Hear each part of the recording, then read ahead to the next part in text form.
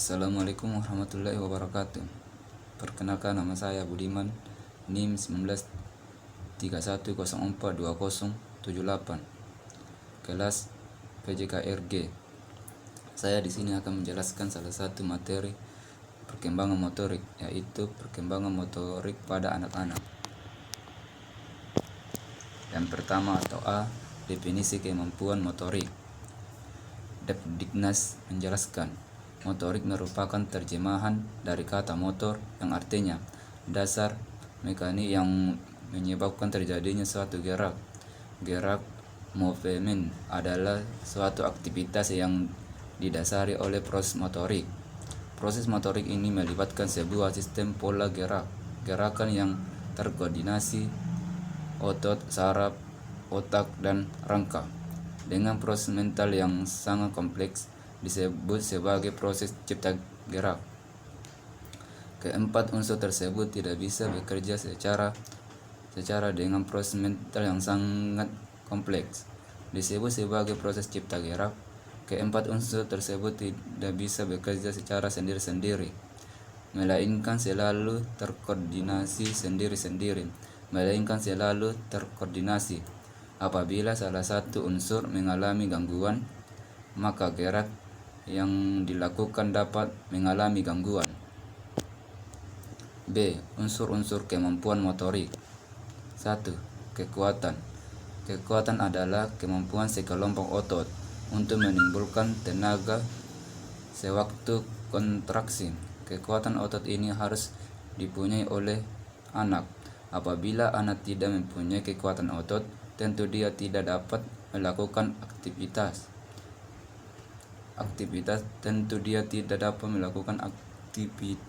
Kekuatan otot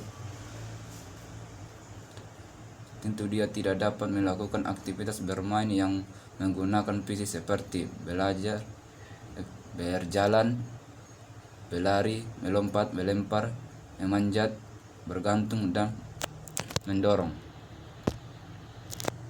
2. Koordinasi. Salah satu unsur penting untuk mempelajari dan menguasai keterampilan dalam olahraga adalah koordinasi. Koordinasi adalah kemampuan untuk menyelesaikan tugas-tugas motorik secara cepat dan terarah.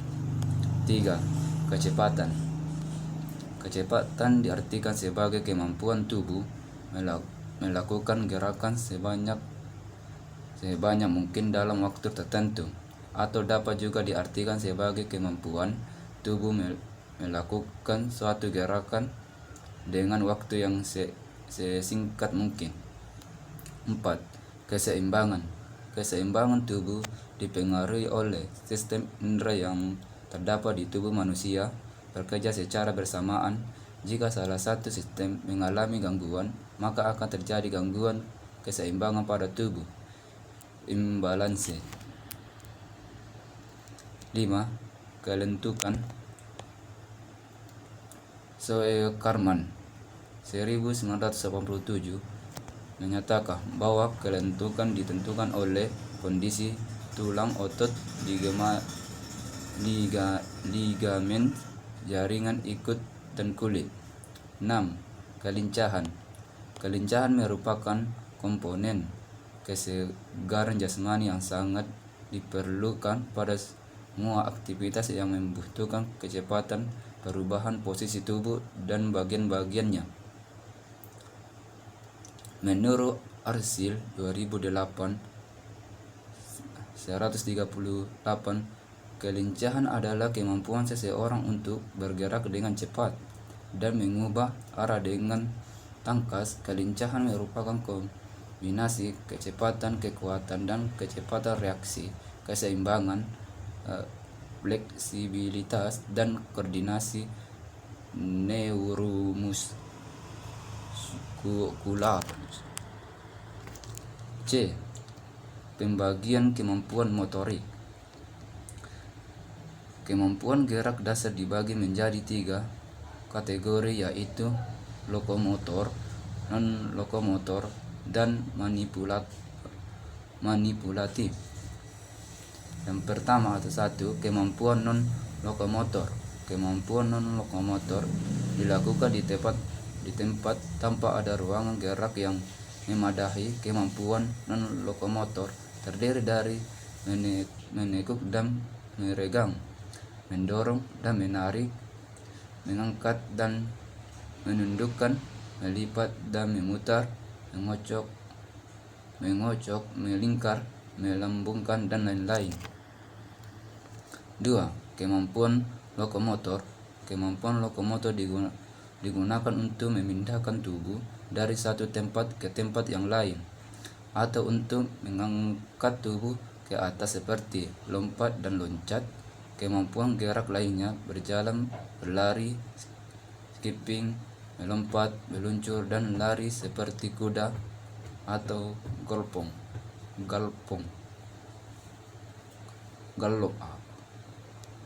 3. Gerak manipulatif. Kemampuan manipulatif dikembangkan ketika anak tengah menguasai macam-macam objek.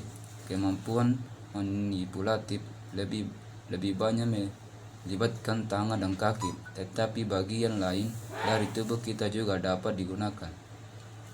Berdasarkan kutipan di atas, bahkan perkembangan gerak dasar dapat tercermin dari kemampuan gerak yang dituangkan dalam ketiga klasifikasi, yaitu lokomotor, non-lokomotor, dan manipulatif. Merupakan gerakan yang mendasari aktivitas fisik yang lebih kompleks, seperti yang banyak terlihat di dalam kegiatan olahraga. Keterampilan gerak dasar terdiri dari dua kelompok keterampilan, termasuk alat gerak dan manipulasi. Keterampilan seperti lari, melompat, meluncur, berlari, dan melompat-lompat. Dengan kata lain, seorang anak bergeraknya tubuhnya dari satu titik ke titik lain. Yang pertama, jalan. Untuk berjalan, perkembangan yang harus dikuatkan adalah keseimbangan dalam hal berdiri. Bila perkembangan jalan tidak dikembangkan dengan baik, anak mengalami gangguan keseimbangan. 2. Lari adalah lanjut keterampilan berjalan. Karakteristik lari permulaan adalah melalui gerak kaki saat melayang. Kaki masih mempunyai limit jarak dengan gerakan. 3. Lompat. Kemampuan dasar yang harus dimiliki anak adalah keseimbangan yang baik, kemampuan koordinasi motorik, perencanaan gerak. 4. Lempar. Perkembangan kemampuan melempar biasanya diukur dengan bola berbagai ukuran yang dilempar pada suatu jarak. Pada fase ini yang berperan adalah sensori, keseimbangan, rasa sendi atau proprioseptif, serta visual. 5. Tangkap. Usaha awal anak-anak dalam menangkap sedikit menyerap gayam. Anak laki-laki dalam menangkap dengan menggunakan tangan dan lengan yang kaku. Bola ditangkap dengan dadanya dan tangan berfungsi sebagai pendukung.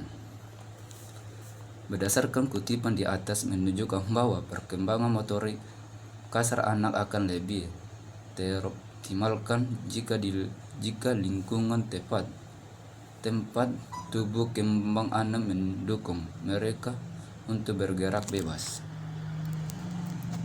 Tahap perkembangan motorik. 1. Tahap perkembangan. Perkembangan motorik terjadi secara berurut.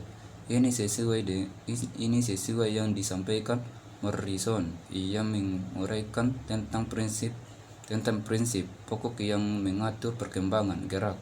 Perkembangan gerak terjadi sesuai dengan urutan. Menurut De Caprio, tahapan pembelajaran motorik dikelompokkan menjadi 3, yaitu 1. Tahapan pemahaman konsep gerak. 2. Tahap gerak. 3. Tahap otonomi. 1. Tahap pemahaman konsep gerak adalah tahapan di mana siswa harus mengerti dan memahami akan konsep gerak yang akan dilakukan. Pemahaman akan konsep gerak dapat dilakukan dengan mencari tahu apa, bagaimana, dan mengapa aktivitas motorik dilaksanakan. 2. Tahapan selanjutnya setelah mengetahui konsep gerak adalah memahami tahapan gerak yang akan dilaksanakan. 3.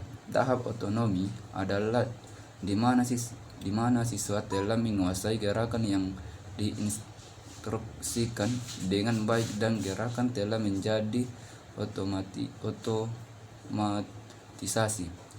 Perkembangan gerak adalah perubahan secara kontinu dari perilaku gerak sepanjang siklus hidup. Di bawah ini interaksi antara syarat-syarat dan tugas gerak biologi, individu, dan lingkungan. Fungsi keterampilan motorik. 1. Pengaruh perkembangan motorik. Beberapa pengaruh perkembangan motorik terhadap konstelasi perkembangan individu dipaparkan oleh Orlock sebagai berikut. Yang pertama itu kesehatan yang baik. 2. Katarsis emosional. 3. Kemandirian. 4. Hiburan diri. 5. Sosialisasi. 6. Konsep diri. Faktor-faktor yang mempengaruhi perkembangan keterampilan motorik yaitu 1. Faktor genetik, sering juga disebut dengan faktor bawaan, yaitu sifat yang diturunkan oleh kedua orang tuanya secara terpisah maupun secara bersama-sama. Keturunan bertanggung jawab terhadap struktur fisik, tinggi, postur, waktu kerusakan gigi, mata, dan warna rambut, kepribadian, dan juga inteligensi. 2. Gizi. Al-Matsier menjelaskan penggunaan energi di luar angka metabolis basal bagi bayi dan anak selain untuk pertumbuhan adalah untuk bermain dan sebagainya. Status gizi adalah keadaan tubuh sebagai akibat konsumsi makanan dan penggunaan saat-saat gizi. 3. Perbedaan latar belakang budaya. Perbedaan budaya dan suku bangsa pada dasarnya tercakup dalam konsep lingkungan sosial budaya yang pada gilirannya berpengaruh terhadap perkembangan keterampilan motorik. 4. Kegiatan bermain. Martinez mengatakan bahwa bermain sering dikatakan sebagai fenomena yang paling alamiah dan luas serta memegang peranan penting dalam proses perkembangan anak. 5. Pola asuh anak. Tradonato 2014 menjelaskan perilaku orang tua secara langsung maupun tidak langsung akan dipelajari dan akan ditiru oleh anak. 6. Lingkungan sosial. Sebagai perkembangan motorik terjadi dalam konteks sosial tertentu, lingkungan di mana anak-anak dibesarkan penting. 7. Susunan saraf.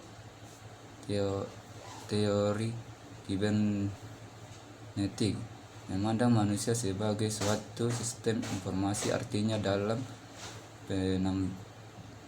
menampilkan suatu respons informasi secara intern, yaitu pengolahan informasi secara psikis. Hal ini dimukakan karena manusia memiliki sistem informasi itu sendiri, yaitu alat-alat reseptor dan sistem syarapan. 8.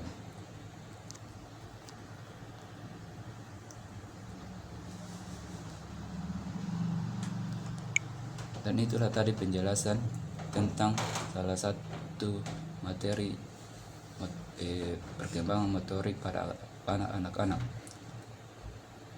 Sekian dan terima kasih. Assalamualaikum warahmatullahi wabarakatuh.